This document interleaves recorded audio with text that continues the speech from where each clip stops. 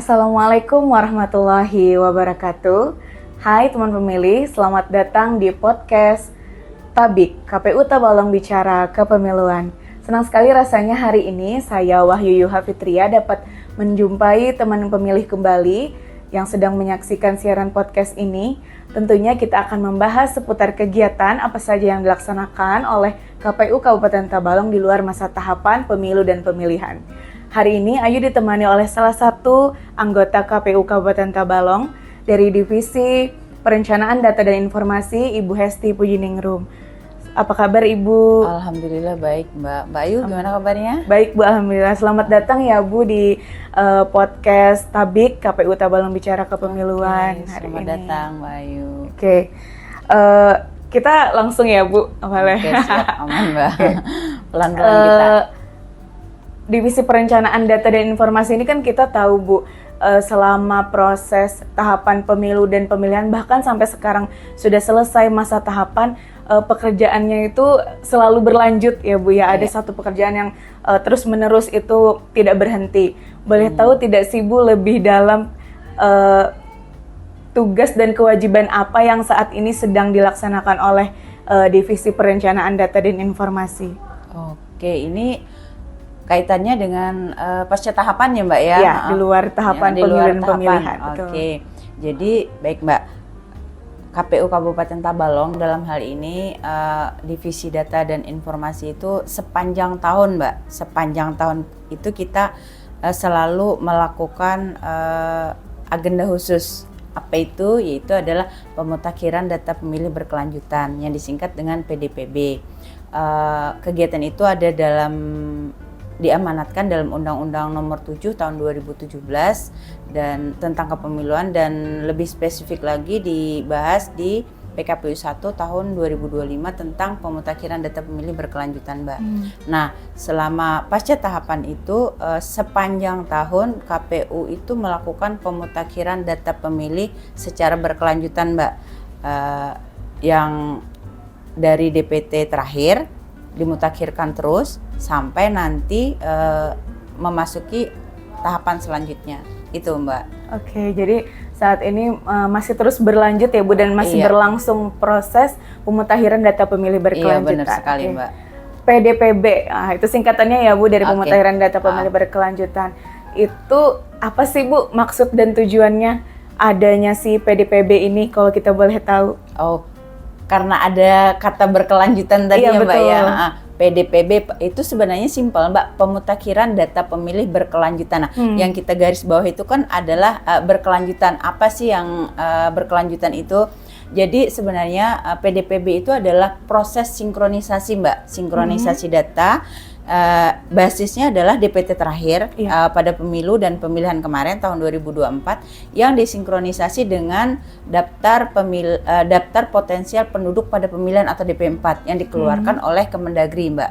Nah, data itu disinkronisasi, kita cermati, kita kita mutakhirkan lagi karena base data pemilih kita adalah data yang diturunkan oleh Kemendagri. Nah, di situ kita melakukan pencermatan, mengkoreksi jika data itu sudah tidak memenuhi syarat, bakal kita hapus, dan yang baru-baru bakal kita masukkan ke dalam sistem data pemilih kita Mbak. Itu prosesnya seperti itu kira-kira. Jadi dia selalu yang tidak, maksudnya yang data yang lama dikeluarkan, data yang baru dimasukkan selalu berputar seperti itu ya Jadi Bu ya? data-data itu kan warga kita tuh ada yang meninggal, ada yang berpindah. Nah, itu yang selalu kita perbaharui Mbak. Jadi data pemilih kita itu harapannya selalu yang komprehensif, akurat, dan mutakhir. Yang terbarukan yang adalah data-data yang selalu update Mbak sepanjang tahun. Jadi tidak hanya setelah tahapan itu kita tidak melakukan pemutakhiran, tidak. Tapi setelah nanti waktu menjelang pemilu atau pemilihan selanjutnya, data yang disediakan itu data yang terbaru kayak gitu Mbak, bukan data-data yang lama-lama kayak gitu Mbak. Berarti data-data terbaru ini setiap dalam jangka waktu tertentu dilaporkan ya berarti Bu? Oh iya, benar sekali Mbak. Oh iya, dalam Undang-Undang PKPU 1 tahun 2025 itu diamanatkan bahwa pemutakhiran data pemilih berkelanjutan itu dilakukan rekapitulasi, Mbak. Nah, rekapitulasinya itu dilakukan per 3 bulan sekali untuk KPU Kabupaten Kota dan per 6 bulan sekali untuk KPU Provinsi dan KPU RI. Jadi KPU Kabupaten Kota dalam 1 tahun itu melakukan 4 rekapitulasi, Mbak. Karena dia triwulan ya, Bu ya? Karena dia triwulanan, kebetulan KPU Kabupaten Kota kemarin sudah melakukan 1 kali, Mbak. Ada di bulan Juli, dan ini adalah masuk periode kedua atau triwulan ketiga. Kenapa triwulan 1 kemarin tidak dilakukan? Karena kita kemarin untuk Kalsel ada pemilihan suara ulang, Mbak. Iya, PSU ada satu kabupaten kota yang melakukan pemilihan ulang. Jadi kita hanya melakukan di triwulan 2 dan triwulan ketiga. Jadi ini ada mungkin nanti di akhir bulan atau di awal bulan nanti kita akan melakukan rekapitulasi lagi, Mbak.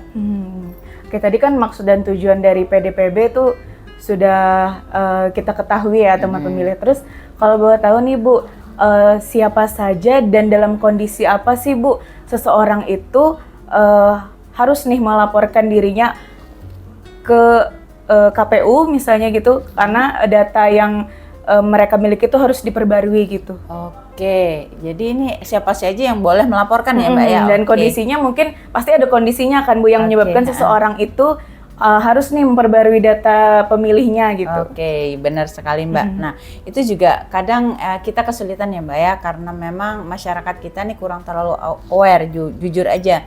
Jadi kalau mereka bakal berbondong-bondong datang ke KPU jika mendekati pemilu atau pemilihan. Nah, itu juga. Jadi kalau di luar masa tahapan cuek aja gitu. Nah, data pemilih ya biar aja nanti aja.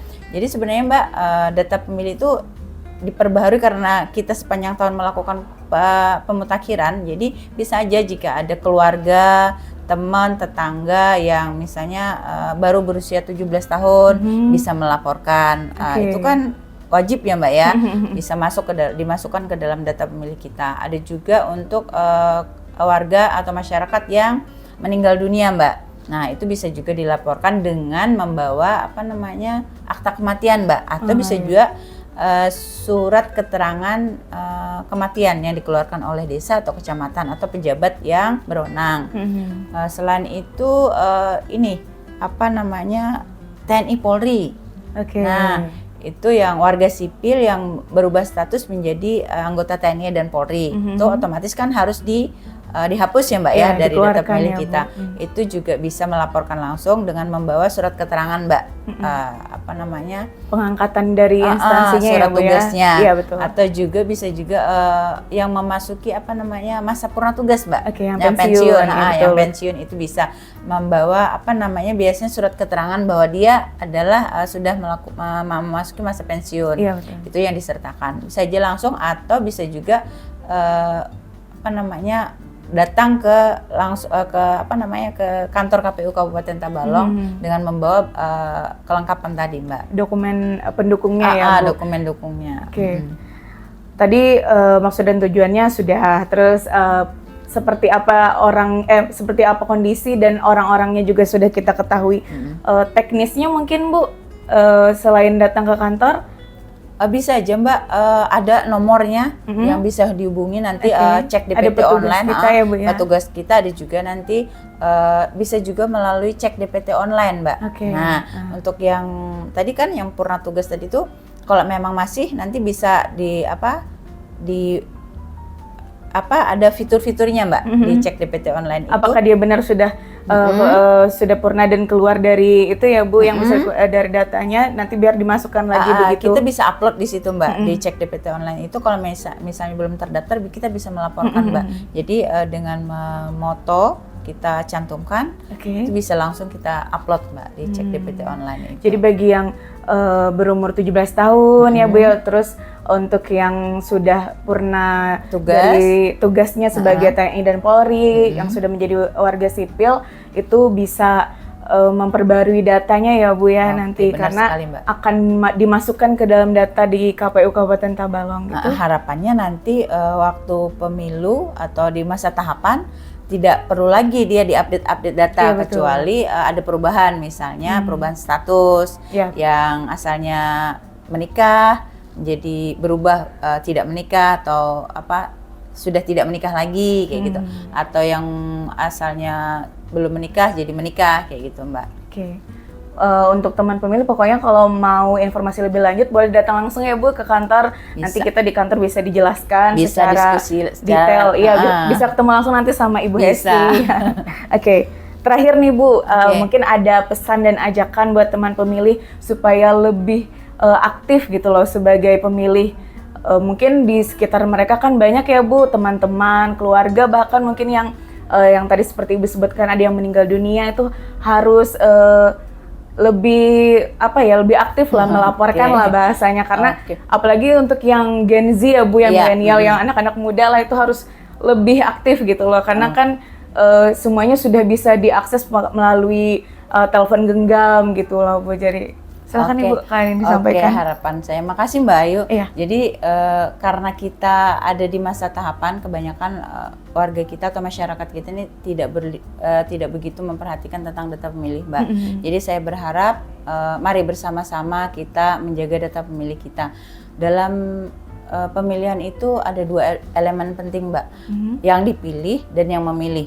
Yang dipilih itu kan nanti ya Mbak ya di masa tahapan. Yang penting itu data pemilihnya. Data pemilih itu adalah dasar dari sebuah pemilihan. Percuma aja kita memilih kalau tidak ada data pemilih kan, tidak ada yang memilih. Nah, dari awal dari sini kita mulai. Setidaknya kalau tidak bisa menjadi bagian dari penyelenggara, kita bisa menjadi pemilih yang baik. Dengan pemilih yang baik kita bisa membantu terbentuknya satu pemerintahan yang baik, terpilihnya pemimpin yang baik. Itu harapan saya, dan itu dimulai dari kita Mbak, dimulai dari diri kita untuk menjadi pemilih yang baik tadi Mbak, melaporkan jika ada perubahan, jika ada data yang tidak sesuai lagi, kita bisa melaporkannya langsung ke KPU Kabupaten. Kira-kira itu Mbak. Oke, terima kasih Ibu. Jadi teman pemilih bisa nih dengan sendirinya kalau mau mengecek ya Bu ya terkait daftar pemilih mereka itu bisa dicek dptonline.kpu.go.id. Nanti kalau sudah masuk di situs itu kita bisa masukkan NIK kita ya Bu ya. Iya, benar nanti sekali, kalau Mbak. sudah memasukkan NIK akan muncul kalau memang kita sudah terdaftar itu TPS dan domisili kita ya Bu, yang sesuai dengan TPS-nya domisili bahkan kita. ada di cek DPT online itu kita bisa mengakses langsung Mbak lokasi TPS-nya Iya itu di betul. mana. Sudah ditunjukkan ya Bu, Sudah, TPS kita itu tempatnya di mana. Alamatnya jelas. Iya betul. Oke, jadi bisa diakses sendiri ya nanti teman pemilih yang ingin lebih tahu dengan sendirinya gitu loh terkait daftar pemilih itu. Oke, terima kasih banyak ya Ibu sudah berkenan sama-sama, Mbak hadir Ayu. di podcast Tabik hari ini. Semoga nanti di lain kesempatan kita bisa bertemu kembali. Amin, insyaallah Mbak. Ditunggu juga untuk teman pemilih yang mau datang ke kantor ya Bu, kami siap. terbuka, pintu kami terbuka lebar ya. Untuk selalu berdiskusi terkait dengan data pemilih ini Mbak. Oke, ya. Ayu juga mau mengingatkan kepada teman pemilih semua, jangan lupa untuk follow media sosialnya KPU Kabupaten Tabalong. Kita ada Twitter, terus ada Instagram, ada juga Facebook, dan websitenya juga aktif. Jadi untuk teman pemilih supaya tidak tertinggal informasi dan kegiatan yang dilaksanakan KPU Kabupaten Tabalong, boleh diikuti di media sosialnya. Khususnya Gen Z nih Mbak ya. Iya, khususnya Gen Z ya, anak-anak muda. Ayo supaya lebih berperan aktif ya Bu ya kita. Oke. Jadi sekian itu dulu ya Bu hari ini. Terima kasih banyak atas perhatiannya. Salam KPU melayani. Sampai jumpa di podcast Tabik episode 3 berikutnya. Wassalamualaikum warahmatullahi wabarakatuh.